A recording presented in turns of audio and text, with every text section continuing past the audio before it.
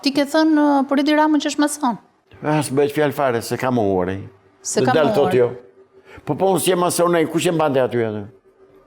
Njerë duhet dini një gjë, por nuk mund të marrësh pushtet në Shqipëri pa hedhur firmën diku te shokët mason. Se pa mundur. Po pra, dhe mua më ka bërë përshtypje mënyra se si ti flet që je shumë informuar në lidhje me teoritë konspirative, se këto në fakt teori konspirative quhen. Jo, mos janë konspirative, ata i thonë hapur fare tani. Ata kanë dalë ditën për diell. Ne thonë, pse nuk flet deri për krimet që bën Izraeli në Palestinë, në Gaza? Pse nuk flasin? Ku janë këta humanistët evropian?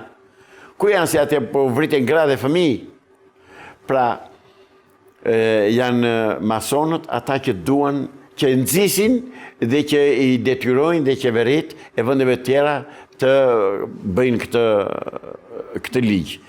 Dhe në protokollet e tyre kanë një paragraf që thonë: ne do vendosim në shtetet, në qeverit e shteteve gojime jemi ne që nuk jemi qifut, njerëz të korruptuar, të degeneruar, sepse vetëm nëpërmjet atyre ne do t'i qeverisim lehtë gojimin dhe do marrim pushtetin që të kemi një qeveri botërore.